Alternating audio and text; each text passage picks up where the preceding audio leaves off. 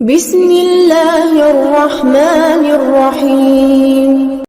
اللہ تبارک و تعالی نے قرآن مجید کے اندر اہل یہود کی بہت ساری غلطیوں کا اور نافرمانیوں کا ذکر فرمایا ہے۔ اس ذکر کرنے سے مقصود یہ ہے کہ امت مسلمہ اپنے اندر سے ان غلطیوں، سستیوں اور کمزوریوں کو دور کرے۔ کسی بھی قوم کا تذکرہ قرآن مجید نے جب بھی فرمایا ہے عبرت کے لیے فرمایا ہے۔ جو قومیں تباہ کر دی گئیں، صفحہ ہستی سے مٹا دی گئیں،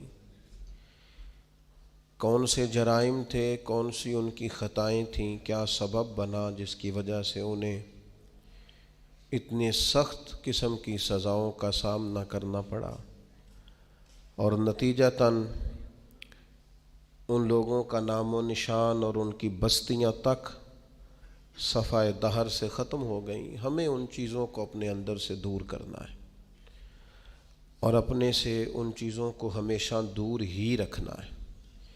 ایک بہت بڑا مسئلہ بنی اسرائیل کے اندر یہ تھا کہ وہ حق بات نہیں کہتے تھے۔ ہوتا یہ ہے کہ جب انسان حق بات بیان کرتا ہے تو کچھ لوگ اس کے مخالف ہو جاتے ہیں۔ آپ کسی شخص کے ساتھ اتنی دیر تک پوری محبت رکھ پاتے ہیں جب آپ اس کی ہر بات میں اس کی تائید کرتے ہیں۔ جہاں آپ کسی کو روکتے ہیں، منع کرتے ہیں، اظہار حق کرتے ہیں، وہاں وہ شخص مخالفت شروع کر دیتا ہے۔ کبھی بھی ایسا نہیں ہوتا کہ کسی شخص کو آپ نے کسی کام سے روکا ہو اور بڑی جلدی وہ رک گیا ہو، وہ اسے کڑوی گولی محسوس کرتا ہے۔ دو حکم ہیں شریعت اسلامیہ میں مسلمانوں کے لیے، ایک یہ ہے کہ تأمرون بالمعروف، نیکی کا حکم دو، اور ایک یہ ہے کہ وتنہون عن المنکر، برائی سے منع کرو۔ نیکی کا حکم دینا تو آسان کام ہے، خیر کی بات بتانا آسان ہے، لیکن برائی سے روکنا، کسی کو یہ کہنا کہ یار تو یہ کام ٹھیک نہیں ہے، غلط ہے، یہ بات کہنا، یہ بڑا مشکل کام ہے۔ ہم کیا کرتے ہیں، ہمیں پوری خبر ہوتی ہے، پورا علم ہوتا ہے کہ یہ آدمی برائی میں مبتلا ہے، اور کوئی ایسی بات نہیں، کوئی مشکل کام نہیں اسے روکنا، صرف اس لیے کہ میرا مخالف ہو جائے گا، میرے بارے میں اپنے دل میں بوجھ پیدا کر لے گا۔ اس ایک چھوٹی سی لالچ کے لیے ہم اتنا بڑا کام چھوڑ دیتے ہیں جس کی وجہ سے اللہ نے امت کو فضیلت والا بنایا۔ اور بعض ایسے لوگ بھی میں نے دیکھے ہیں کہ جن کے بالکل وہ شخص ماتحت ہوتا ہے، ان کا فرما بردار ہوتا ہے، انہیں اپنا بڑا جانتا ہے، اگر وہ انہیں روکیں گے تو وہ بندہ آسانی سے رک جائے گا۔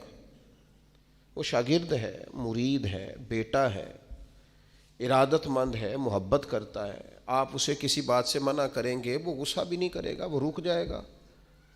لیکن وہ جو تھوڑی دیر کے لیے ہمیں محسوس ہوتا ہے نا کہ ہم نے تو زندگی کو مرتب اس طرح کیا ہے کہ بس جی میں وقت گزارنا ہے، اچھا کہہ کے ٹائم گزارنا ہے، اس کا نتیجہ یہ نکلا ہے کہ معاشرے کے اندر کمزوریاں بڑھ گئی ہیں، غلطیاں بڑھ گئیں۔ آپ کسی کو منصب دے دیں وہ خوش ہوتا ہے، لیکن کسی جگہ سے اسے کہیں کہ تو نے پچھلی صفوں میں رہنا ہے، وہ پریشان ہو جاتا ہے۔ خدا کے بندے، جہاں تیرے اندر کمزوری ہے اس کو اگر تو محسوس کرے گا تو تیرے لیے بڑا فائدہ ہو جائے گا اپنی اصلاح کا، تربیت کا۔ جس کو جہاں روک سکتے ہیں اسے وہاں ضرور روکیں۔ آپ کو پتہ ہے ہمارے بچوں میں غلطیاں زیادہ کیوں بڑھ جاتی ہیں؟ جو وقت تھا نا انہیں منع کرنے کا، اس وقت ہم نے انہیں منع نہیں کیا۔ جو ٹائم تھا انہیں ٹوکنے کا، اس وقت ہم نے انہیں ٹوکا نہیں۔ جو وقت تھا انہیں سمجھانے کا، اس وقت ہم نے انہیں سمجھایا نہیں۔ پھر ایسا وقت آتا ہے کہ وہ غلطیاں پک جاتی ہیں، مزاج کے ساتھ منسلک ہو جاتی ہیں۔ پھر ہم چاہتے ہیں کہ بچوں میں وہ تبدیلی آئے، لیکن اس کے ساتھ بڑا ظلم ہوا، وہ بیچارہ پریشان ہو گیا۔ آپ کوئی جملہ غلط پکا لیتے ہیں نا پڑھتے پڑھتے تو وہ پک جاتا ہے، ٹھیک کرانا بھی چاہیں بعد میں تو ایک وقت آتا ہے وہ ٹھیک نہیں ہوتا، لیکن اگر وقت پہ اسے ٹھیک کر دیا جاتا تو وہ ٹھیک رہتا۔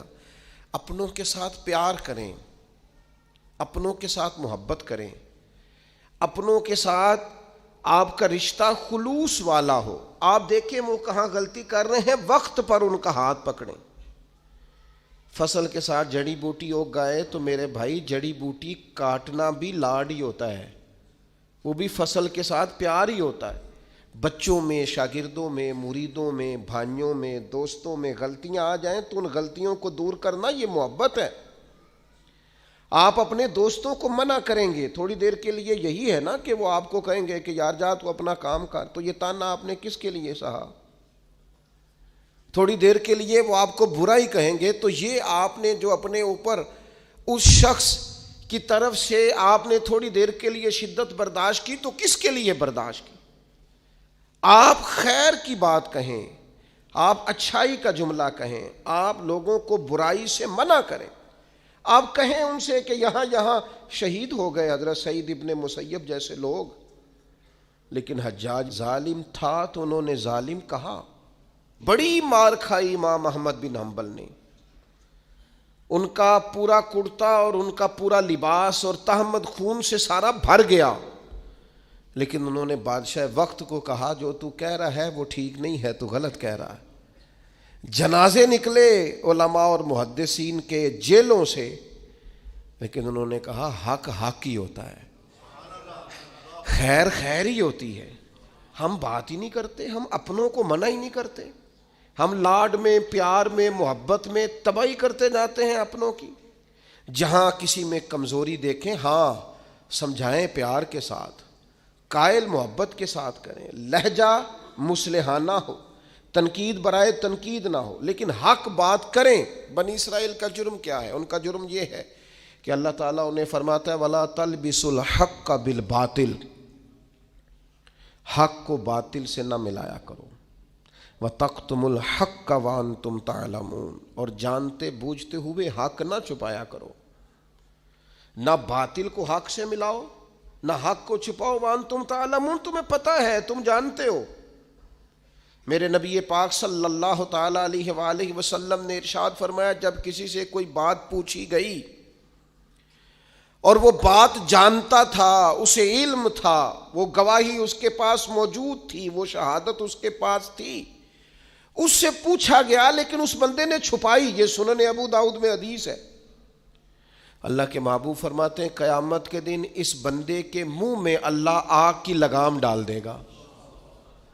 لو اب تیرے منہ میں لگام ڈال دی اور وہ بھی آگ کی، اب نہ بولنا، چونکہ جب حق بولنے کا ٹائم تھا تب تو نہیں بولا، جب تیری ضرورت تھی، جب تیرے کہنے سے مظلوم بچ سکتے تھے، جب تیرے بات کرنے سے ظالم پکڑے جا سکتے تھے، جب تیرے دو جملے کہنے سے کسی شخص کی زندگی بھر کی جمع پونجی بچ سکتی تھی، تو بولا نہیں، تو آج تو میدان محشر میں آیا ہے۔ تو میرے محبوب کہتے ہیں، حضور فرماتے ہیں رب اس کے منہ میں آگ کی لگام ڈالے گا۔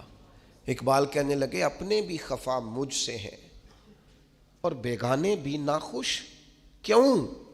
میں کہتا ہوں وہی بات سمجھتا ہوں جسے حق۔ یہ میری مجبوری ہے کہ میں نے ہمیشہ حق کہا ہے، تو اپنے بھی خفا مجھ سے ہیں اور بیگانے بھی ناخوش۔ سب جگہ پہ میں ملامتی ہوں، ہر شخص میرے بارے میں رائے دیتا ہے کہ بڑا سخت گیر آدمی ہے، بڑے مزاج کے اندر شدت پائی جاتی ہے، کیوں؟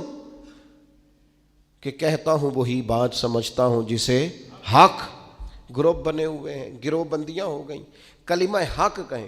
یہودیوں نے جرم کیا کیا تھا؟ انہیں پتا تھا کہ نبی پاک اللہ کے رسول ہیں، اور کتنا پتا تھا؟ اللہ قرآن مجید میں ارشاد فرماتے ہیں یعرفونہ کما یعرفون ابناءہم، محبوب یہ آپ کو اس طرح جانتے ہیں جس طرح بندہ اپنے بیٹے کو پہچانتا ہے۔ یہ جو اہل کتاب ہے نا، یعرفونہ کما یعرفون ابناءہم، آپ کو اس طرح پہچانتے ہیں جس طرح بیٹوں کو پہچانتے ہیں۔ تورات کے اندر انہوں نے آپ کی ساری خبریں پڑھ لی ہیں، ایک ایک نشانی جانتے ہیں۔ حضرت عبداللہ ابن سلام فرماتے ہیں اللہ کا قرآن اتنا سچا ہے، میں نے تورات پڑھی ہوئی ہے، میں مسلمان ہوا ہوں، میں تمہیں قسم اٹھا کے کہتا ہوں کہ جس طرح میں اپنے بیٹے کو پہچانتا ہوں نا، اس سے بڑھ کر مجھے تورات نے بتایا ہے کہ رسول رحمت اللہ کے سچے رسول ہیں. لیکن نہیں ماننا تو نہیں ماننا، اڑ جانا ہے تو اڑ جانا ہے. گروہ پرست ہو جاتے ہیں لوگ، حق پرست نہیں ہوتے. پارٹی کو سپورٹ کرتے ہیں، حق کو سپورٹ نہیں کرتے. اپنے گروپ کے حمایتی ہیں، حق کے حمایتی، برادری کے حمایتی ہیں، پر حق کے حمایتی نہیں ہیں. اپنی تنظیم کے، جماعت کے، اپنے آپ کے حمایتی ہیں، حق کے حمایتی. بندہ مومن گروہ پرست نہیں ہوتا، بندہ مومن حق پرست ہوتا ہے. وہ دیکھتا ہے حق کدھر ہے، وہ حق پرست. چھوڑ دیں یار، تھوڑی سی زندگی ہے، گروہ پرستی نہ کریں، اپنے آپ کے ساتھ جھوٹ نہ بولیں، اپنے آپ کو دھوکہ نہ دیں، لوگوں کی گڈ بک میں آنے کا شوق چھوڑ دیں. رب کی بارگاہ کے اندر، اپنے ضمیر کی عدالت کے اندر اپنے آپ کو رکھیں.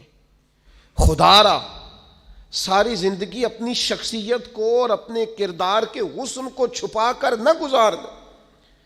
ساری زندگی جو آپ کے اندر ایک مومن بیٹھا ہے، اس مومن کو صلح کے وقت کیوں گزارتے ہو؟ وہ اندر جو نبی پاک کا غلام بیٹھا ہے، جس نے اپنے کریم سے سیکھا ہے کہ سارا زمانہ بھی مخالف ہو تو بات وہی کرنی ہے جو حق اور سچ ہے، اس مومن کو کیوں سلاتے ہو؟ اسے تھپکی کیوں دیتے ہو؟ بچے ہمارے جذبہ رکھتے ہیں حق کا، شوق رکھتے ہیں حق کا، مزاج رکھتے ہیں حق بینی کا، ان کی طبیعت میں ولولہ ہے، جوش ہے. ہم انہیں مداحنت سکھاتے ہیں. ہم ان کہتے ہیں نہ بیٹا گراؤنڈ ریالٹی دیکھو، نہ میرا بیٹا تم نہ بات کرنا، نہ ہمارا کیا لینا دینا، کاروبار ٹھیک چل رہا ہے، دکان ٹھیک چل رہی ہے، ادارہ ٹھیک چل رہا ہے. خبردار. اس کا نقصان یہ ہوا ہے کہ ظلم اور جبر کے ڈیرے عام ہیں. جب آپ کو حق سمجھ میں آ جائے پھر دیر نہ کرنا، ورنہ دیر ہو جائے گی. پھر دیر نہ کرنا، پھر اندھیرا ہو جائے گا. پھر دیر نہ کرنا. اگر حق کو حق نہ مانو گے، نہ کہو گے، تو پھر اچانک باطل کو ہی لوگ حق سمجھنے لگ جائیں گے. پھر تم محسوس کرو گے کہ بہت سارے لوگ ایسے ہوں گے جو اندھیرے میں اٹھیں گے، اندھیرے میں چلیں گے، اندھیرے میں گر جائیں گے، اور اندھیرے میں کوئی ان کا ہاتھ پکڑنے والا نہیں ہوگا. اب تو جھوٹ اتنا بولا جاتا ہے کہ لوگ سچ بولنے والے کو اجنبی سمجھتے ہیں. اب تو ریاکاری اتنی کی جاتی ہے کہ اخلاص والا بندہ انوکھا محسوس ہوتا ہے. اب تو دھوکہ اتنا عام ہے کہ خالص چیز بیچ دی جائے تو لوگوں کے لیے ہضم کرنا مشکل ہو جاتا ہے. خدا را بندہ مومن کی یہ شان نہیں ہے. آپ نے ناراض نہیں ہونا، لوگ فتویٰ لینے آتے ہیں، فیصلہ کرانے آتے ہیں، لیکن وہ یہ نہیں کہتے کہ جو میرٹ ہے وہ کر دیں. وہ کہتے ہیں جو میں آپ کو کہہ رہا ہوں نا وہ ٹھیک ہے. وہ مسئلہ پوچھنے آتے ہیں تو کہتے ہیں جی وہ جگہ اس طرح ہو جائے تو پھر دین یہ بھی تو کہتا ہے نا، پھر اس طرح ہو جائے تو اسلام کا یہ حکم بھی تو ہے نا، اسلام یہ والے حقوق بھی تو بیان کرتا ہے نا. تو اب اس نے یہ کہا تھا تو میں جواب میں یوں نہ کرتا، اس نے پھر یہ بات کی تھی تو میرا یہ نہیں بنتا تھا. تو میں بہت سارے دوستوں سے خوش طبعی کرتا ہوں، میں کہتا ہوں پھر آپ لکھ دیں بھلا میں نے کیا کہنا ہے، آپ مجھے لکھ کے دے دیں، میں وہ بول دیتا ہوں، اس لیے کہ ساری بات کا تو آپ کو پتہ ہے، آپ تو سب علم رکھتے ہیں، اور آپ تو مجھے اپنی رائے اس طرح سے دے رہے ہیں کہ جس طرح میں وہی کہہ دوں جو آپ، تو پھر آپ کو آنا ہی نہیں چاہیے تھا، گھر میں فیصلہ کر لیتے. خدا کے بندے اپنے آپ پر فیصلے نہ کرو، اپنے آپ کو قانون کے حوالے کرو، پروٹوکول سے نکل آؤ. میں اور آپ اس رسول کے ماننے والے ہیں جس کریم محبوب نے وصال ظاہری سے پہلے منبر پر بیٹھ کر صحابہ سے کہا تھا میرا ارادہ ہو گیا ہے لوٹ جانے کا، میری طرف سے کسی کو تکلیف پہنچی ہو تو میں حاضر ہوں. آنا ذرا ایک ایک کر کے ہم بھی 2 منٹ کے لیے بہو سے پوچھ نہ لیں، داماد سے پوچھ نہ لیں، جس بیوی نے ساری زندگی کوڑے کے نیچے وقت گزارا ہے اس سے پوچھ نہ لیں کہ تو میری طرف سے راضی ہے کہ ناراض ہے. پڑوسیوں سے 1-2 دفعہ بات کر نہ لیں. ایک صحابی اگر میدان بدر کے اندر عرض کرتے ہیں کہ یا رسول اللہ آپ نے صفیں سیدھی کراتے وقت مجھے تیر چبھویا ہے، حضور تو معصوم عن الخطا ہے. محبوب کے لیے تو یہ تصور کرنا جرم ہے، لیکن ہماری تعلیم کے لیے وہ صحابی کیا کہتے ہیں؟ حضور مجھے تیر چبھویا ہے. تو محبوب کیا فرماتے ہیں؟ مجھے استثناء حاصل ہے. وزیر اعظم پر، گورنر صاحب پر اور صدر پر پرچہ ہی نہیں ہو سکتا. میں چونکہ فلاں عہدہ رکھتا ہوں لہذا میرے ساتھ کیسے تو نے بات کر لی؟ یہ میرے رسول کا دیا ہوا طریقہ ہے. محبوب کریم نے گویا اپنے لفظوں میں بات کر رہا ہوں. حضور نے جو قانون بنایا تھا، محبوب نے خود اپنے آپ کو اس قانون کے حوالے کیا. فرمایا آ جا، میں کرتا ہٹاتا ہوں، تو بدلہ لے لے. نا آؤ نا، 2 منٹ کے لیے اپنے آپ کو کٹہروں میں کھڑا کرو نا. آؤ، جس جگہ پہ بیٹھ کے 25-30 سال سرکاری نوکری کی ہے، آؤ نا اپنے آپ کو کٹہرے میں کھڑا کرو، اپنی عدالت میں اپنے آپ کو پیش کرو. نوکری کی ہے کہ تعلقات نبھائے ہیں، سرکاری نوکری کی ہے کہ افسروں کو راضی کیا ہے. آؤ نا، جن کو منصب ملے ہیں، جن کو عہدے ملے ہیں، جن کو بڑا کچھ ملا ہے، وہ تھوڑی دیر کے لیے آئیں نا، اپنے آپ کو کٹہروں میں کھڑا کریں. وہ پیر صاحب، وہ مولوی صاحب، جن کے لوگوں نے ہاتھ بھی چومے اور ان کے پیروں میں نذرانے بھی ڈالے، اور گھنٹوں لوگوں نے سڑکوں پہ پھول لے کے جن کا استقبال بھی کیا، اور جن کے بچوں کو بھی لوگوں نے سلوٹ کیا کہ یہ شیخ کی اولاد ہے. وہ آئے نا کبھی کٹہرے میں کھڑے ہو کے بتائیں نا، جس دین نے انہیں اتنا دیا ہے، انہوں نے اس دین کو کیا دیا ہے. وہ اپنی عدالت میں خود پیش ہوں، وہ بتائیں کہ تم بتاؤ نا، تمہارے ارد گرد والے بہت سارے لوگ وہ بھی ہیں جو چھابڑی لے کے سودا بیچنے جاتے ہیں، تمہارے ساتھ اٹھنے بیٹھنے والے وہ بھی ہیں جو 30-40 ہزار کی نوکری کرتے ہیں. خس خس جنہ قدر نہ میرا تے صاحب نو وڈیائیاں، میں تے گلیاں دا روڑا کوڑا تے محل چڑھایا سائیاں. تو دے نہ جواب دے، لیکن حق بات کی ضرورت ہی نہیں، مزاج ہی نہیں. طے کر لیا ہے کہ حق نہیں کہنا، صرف گروپ بندی کرنی ہے، صرف مزاج یہ بنا لیا ہے کہ میں کسی کو ناراض نہیں کرنا چاہتا، ہو جائے ساری دنیا ناراض ہوتی ہے. بس یہ سوچ کے رات سو جانا، سارے ناراض ہو جائیں تو کام چل جائے گا، کہیں اللہ رسول نہ ناراض ہو جائے. یہ سوچ کے سویا کرو. ہمارا حضرت صفیہ رضی اللہ تعالی عنہ ام المومنین ہے. آپ کا چونکہ ایک یہودیوں کی فیملی سے تعلق تھا، فرماتے ہیں میرے والد اور میرے چچا مجھ سے بڑا پیار کرتے تھے، میری طرف بڑی توجہ رکھتے تھے. تو میں جس دن حضور مسجد قباء کے قریب تشریف لائے تو میرے چچا اور والد حضور سے مل کے آئے. تو ان کی کیفیت اتنی بدلی ہوئی تھی، انداز اتنا بدلا ہوا تھا کہ میں ان سے ملنے گئی تو انہوں نے توجہ ہی نہیں کی. میں دروازے تک ان کے استقبال کو گئی، انہوں نے توجہ کوئی نہیں کی، بڑے عجیب سے پریشان تھے. پانی پوچھا تو انہوں نے اس پر بھی کوئی بات نہ کی. ایک دوسرے سے وہ کلام کرنے لگے والد اور چچا. تو میرے چچا والد سے پوچھتے ہیں کہ وہ جو تورات میں ہم نے نشانیاں پڑھی تھی، یہ وہی نبی ہیں؟ تو میرے والد کہنے لگے حرف حرف سچا ہے، یہ وہی پیغمبر ہے. تو میرے چچا کہنے لگے پھر خیال کیا ہے آپ کا، کرنا کیا ہے؟ تو کہنے لگے میں جب تک زندہ رہوں گا معاذ اللہ ان کی مخالفت کرتا رہوں گا. حق پہنچ گیا ہے، اطلاع آ گئی ہے، انشراح صدر ہو گیا ہے، دل گواہی دے رہا ہے سچے رسول. حضرت صفیہ رضی اللہ تعالیٰ عنہ ام المومنین فرماتی ہیں کہنے لگے یہ وہی رسول ہیں، ایک ایک بات سچی ہے، ایک ایک حرف سچا ہے، ایک ایک قول سچا ہے. ان کی تو ادائیں بھی وہی ہیں جو تورات زبور انجیل میں لکھی ہیں، لیکن میں ساری زندگی مخالفت کروں گا. ہم نے غور کرنا ہے یہودیوں والی یہ عادت کہیں مسلمانوں میں تو سرایت نہیں کر گئی، جس کا ہمیں پورا پتہ چل جاتا ہے یہ حق ہے، ہم اس کے بھی مخالف ہیں. جس کی بات کے بارے میں انشراح صدر ہو جاتا ہے، دل گواہی دیتا ہے کہ بات بالکل ٹھیک ہے، اس کو بھی قبول نہیں کرتے. تو اہل یہود کا طریقہ ہے. مسلمانوں میں کیسے آ گیا؟ یہ کب ہوتا ہے؟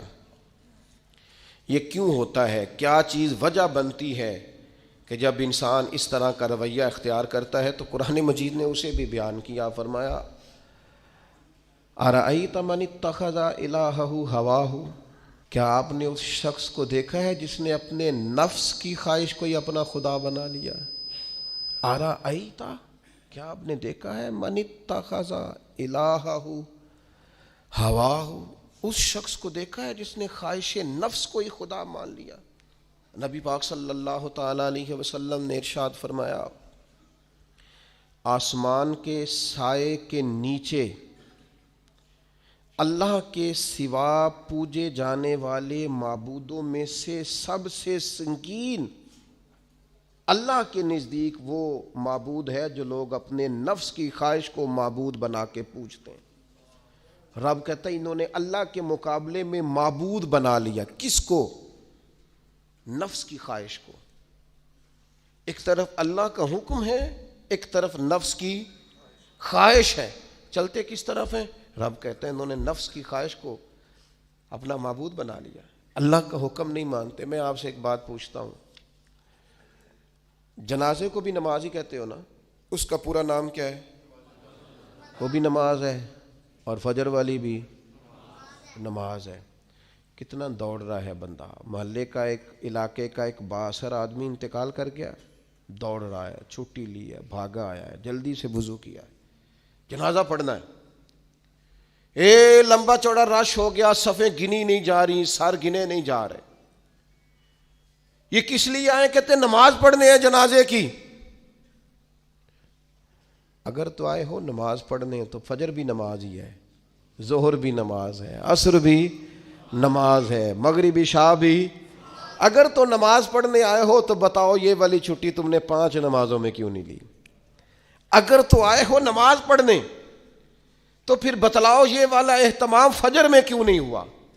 یہ تم نماز پڑھنے نہیں آئے، یہ ہم اللہ کے حضور حاضری دینے نہیں آئے۔ یہ وہ جو سیاسی رکھ رکھاؤ ہے، یہ جو ذاتی تعلق، یہ نفس کی عبادت ہے، یہ اللہ کی عبادت نہیں ہے، یہ خواہش نفس کی تکمیل ہے۔ یہ رب کی عبادت، یہ تو اپنے خواہش کے پیچھے دوڑے آئے ہو۔ مجھے بتلاؤ نا۔ وہ ایک شاعر تھے، انہوں نے بات تو بڑی غلط کی، لیکن چلو بعض اوقات نصیحت کے لیے کچھ باتوں کو دہرا دینا چاہیے۔ پاکستان کے ایک معروف شاعر تھے، ان سے کسی نے کہا کہ آپ مسلمان ہیں؟ کہنے لگا آدھا مسلمان ہوں آدھا کافر ہوں۔ اور کس طرح؟ کہنے لگا اسلام کے اندر خنزیر بھی حرام ہے اور شراب بھی حرام ہے، لیکن میں خنزیر نہیں کھاتا، شراب پی لیتا ہوں، معاذ اللہ ثم معاذ۔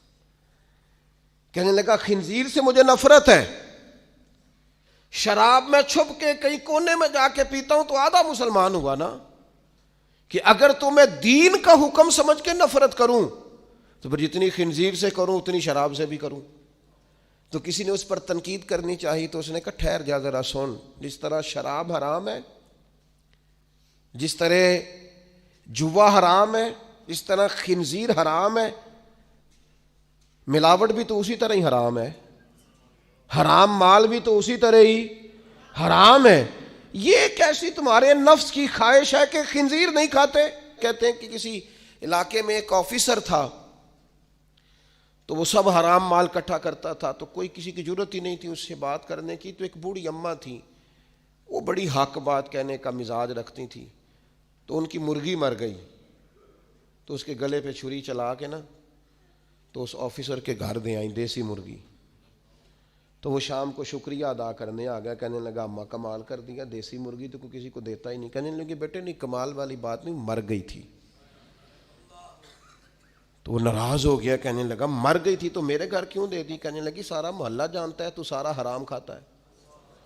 تو میں نے کہا یہ کروڑوں حرام کھا گیا تو کوئی مشکل نہیں، تو ایک مرغی سے کیا تکلیف دے گی؟ تو وہ اللہ نے اس کے دل میں بات ڈالی، اس کو اثر ہوا، وہ رونے لگا، کہنے لگا بات تو ٹھیک کر رہی ہے، کروڑوں روپیہ حرام کا آئے تو وہ چونکہ نفس پسند کر رہا ہے تو وہ ٹھیک ہے، اور ایک مرغی صرف چھری نہیں چل سکی، مر گئی، تو اس سے الٹی آ رہی ہے، کہہ رہی ہے کیا مطلب ہے اس کا؟ وہ ہمارے ایک دوست ہیں، وہ کہتے ہیں ہمارے زمانے میں لوگ اس طرح کے پرہیزگار ہیں کہ ایک شخص کو ایک نیا جوتا مل گیا کہیں گرا ہوا، اس نے اس کا مالک ڈھونڈنا شروع کیا، کسی کا نیا جوتا گر گیا سڑک پہ تو ڈھونڈتا رہا، ایک پیر تھا، ڈھونڈتا رہا، وہ کس کا ہے بھائی کس کا ہے؟ تھوڑی دیر آگے جا کے اسے اس کا دوسرا پیر بھی مل گیا، پھر اس نے مالک ڈھونڈنا چھوڑ دیا، پہلے وہ نیک تھا کیونکہ ایک جوتا تھا نا، پہن نہیں سکتا تھا. جیسے ہی اسے اتنی تکلیف کی بات ہے امت مسلمہ میں، نفس کی خواہش کو خدا بنا لیا، جو تیری طبیعت میں آئے. ویسے ماں باپ کو تو وقت نہیں دے سکا، ویسے اگر تجھے کہا جائے کہ ماں باپ کی طرف سے کسی یتیم بچے کا خرچہ اٹھا لے، وہ تو نہیں اٹھا سکتا. تیرے ماں باپ چلے گئے، ان کی وجہ سے تو کسی غریب بہن بھائی سے تعاون کر تاکہ ماں باپ خوش ہوں، ایصال ثواب، وہ تو نہیں کر سکتا. دیکھیں چیلم پہ 50 پکیں گی، کیونکہ پتہ چلے نا برادری کو کہ جناب نے چیلم کیا. یہ نفس کی خواہش کو خدا بنا لی. سیاسی افطاریاں ہو رہی ہیں، کسی کی نیت پر شک نہیں، اچھی نیت سے لوگ افطاری کراتے ہوں گے، لیکن وہ گھروں کا بھی تو ہمیں پتہ ہے نا کہ جہاں لوگ آٹا بھی اس لیے تھوڑا پکاتے ہیں کہ کل بھی اس کی ضرورت ہے. وہ محلے کے گھر نظر نہیں آتے. افطاری کے لیے ایک سجن بلایا جو پہلے کروڑ پتی، اور بلایا کہاں سے؟ لاہور سے، اسلام آباد سے، فیصل آباد، تو جو تیرے ارد گرد تھے. نفس کی خواہش کو خدا بنا لیا. بندہ مومن کی یہ شان نہیں ہے. جب ہم اللہ تعالیٰ کی عبادت کریں گے، آپ کو پتہ ہے انبیاء کرام علیہ السلام کو لوگوں نے کیوں شہید کر دیا؟ انبیاء کرام کی لوگوں نے کیوں نافرمانی کی؟ اللہ کے رسول تو معصوم ہیں، کسی شخص سے کوئی مطالبہ نہیں کرتے تھے. نبی تو خالصتاً داعی بن کر اور تڑپ لے کر اللہ کے بندوں کو رب کی طرف بلاتا ہے. کیوں نہیں مانی لوگوں نے بات انبیاء کی؟ حضرت لوط علیہ السلام کی بات اس لیے نہیں مانی کہ وہ ہم جنس پرستی سے، لواطت سے روکتے تھے. کیوں لوگوں نے نافرمانی کی حضرت ابراہیم علیہ السلام کی کہ وہ کفر اور شرک سے روکتے تھے؟ کیوں لوگوں نے نافرمانی کی معاذ اللہ نبی پاک علیہ السلام کی کہ حضور فرماتے تھے کوئی بڑا چھوٹا نہیں؟ کیوں سردار بنے ہوئے ہو تم؟ کیوں غریبوں کا خون چوستے ہو؟ کیوں برادری ازم کے نام پر تکبر کرتے ہو؟ لوگ نافرمان ہو گئے. ہم کیا کرتے ہیں؟ جیسے ہی ہمارے نفس کی خواہش کو چوٹ لگتی ہے ہم فوری طور پر مخالف ہو جاتے ہیں. میں نے تو چونکہ چھوٹا سا میرا تجربہ ہے، بہت ساری باتیں تو میں کرنا بھی نہیں چاہتا. میں نے تو دیکھا ہے مرید، شاگرد، عقیدت مند، پیار کرنے والا، اس نے بھی ایک دائرہ بنایا ہوا ہے. وہ کہتا ہے کہ مجھے حکم تو دیا جائے، کسی چیز سے روکا نہ جائے. اگر کسی جگہ سے آپ نے کسی کو مرشد ہی مان لیا ہے تو پھر تو وہ آپ کو ایسا حکم بھی دے جو بالکل طبیعت کے خلاف ہے تو آپ یہ سمجھیں دوائی کڑوی ہے، اس میں شفا جلدی ہوگی، لیکن اس بات کے لیے تیار نہیں ہے. وہ ایک مزاج ہے، ایک مرضی کی طبیعت ہے، اس کے مطابق. آپ دیکھیے نا قرآن مجید ارشاد فرماتا ہے کہ یہ جو تھے نا قریش مکہ، یہ حاجیوں کو پانی پلاتے تھے، کعبے کے متولی تھے، ساری باتیں مانتے تھے، لیکن کلمہ پڑھنے کو تیار نہیں تھے. اللہ کریم نے قرآن مجید میں فرمایا تم نے حاجیوں کو پانی پلانا اور کعبے کی خدمت کرنا اس کے برابر سمجھ لیا ہے کہ یہ کہا جائے کہ میں اللہ اور آخرت پر ایمان لایا، اور تمہیں یہ پانی پلانا بھی تب بھی نفع دے گا جب اللہ اور اس کے رسول کو مانو گے. لیکن وہ اپنی مرضی کا مزاج ہے نا جی، اپنی مرضی کی طبیعت ہے. اپنی زندگی کے اندر کچھ چیزوں پر توجہ کریں. نبی پاک علیہ السلام نے فرمایا جنت اللہ تعالیٰ نے مشکلات سے ڈھانپ دی ہے، دوزخ کو اللہ نے خواہشات سے ڈھانپا ہے. اپنی زندگی میں اپنی خواہشات پر توجہ دیں. حضور علیہ السلام نے پناہ مانگی ہے، اے اللہ میں نہ ختم ہونے والی خواہش سے تیری پناہ مانگتا ہوں. اپنی خواہشات پر، یہ جو ہم پیری مریدی کرتے ہیں نا، یہ جو بیعت کا سلسلہ ہوتا ہے، اس میں سب سے پہلا طریقت کا حکم یہ ہے کہ مرشد آپ کو وہ حکم دے گا جو آپ کی مرضی کے خلاف، اور اگر آپ اسے صحیح کر کے قبول کریں گے نا، دیکھیں بندہ اللہ کا بندہ کب بنتا ہے؟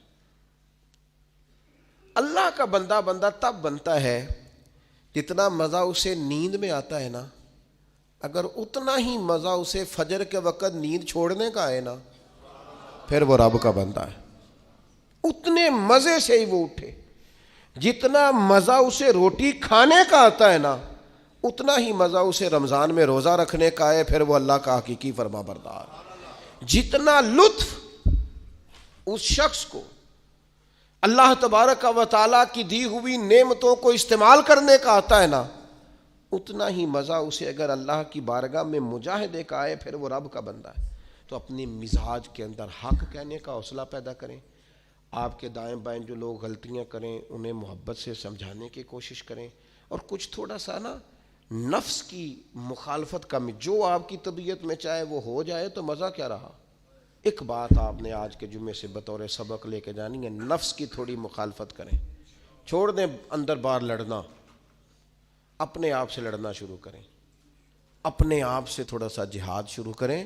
ہمارا سب سے زیادہ مسئلہ اپنے ساتھ ہے, ہمیں کسی نے پریشان نہیں کیا, صرف ہماری اپنی خواہشات نے پریشان کیا ہو. آپ خواہشات سے تھوڑا سا لڑیں, ایک ایک دو دو کر کے خواہشات کو چھوڑیں, آپ خود محسوس کریں کہ زندگی حسین ہو گئی ہے. میرے ایک سنگی ہیں, کوئی اختلاف ہو گیا ان کا گھر کے اندر, تو میں نے بلایا, میں نے کہا کیا ہوا ہے, تو انہیں پہلے سٹے آکھیا, انہوں نے کہا حضور ساری غلطی میری ہے, بڑی کوشش کرنا پر میرا اپنے آپ تے کنٹرول, میرا دل خوش ہو گیا. ورنہ اج کل ساری غلطی میری ہے, یہ تے سوال ہی نہیں نہ پیدا ہوتا, میں تے غلطی کراں, یہ کتے لکھے ہے, میں ہی تے نہیں کرتا, باقی ساری دنیا کر دی. یہ چھوڑ دیں, یہ بہت بڑی بات ہے کہ انسان تھوڑا سا دو قدم پیچھے ہٹ کے کہ نہیں غلطی تو ساری, ڈھونڈتا پھرتا ہوں اے اقبال میں اپنے آپ کو, ڈھونڈتا پھرتا ہوں اے اقبال اپنے, ڈھونڈتا پھرتا ہوں اے اقبال اپنے آپ کو, آپ ہی گویا مسافر, آپ ہی منزل ہوں میں, وما علینا الا البلاغ. اور اگر آپ نے ابھی تک ہمارا چینل سبسکرائب نہیں کیا تو فوراً سبسکرائب کیجئے, ساتھ ہی بیل آئیکن پر کلک کریں تاکہ مزید آنے والی ویڈیو ہے وہ آپ کو وقت پر ملتی رہے.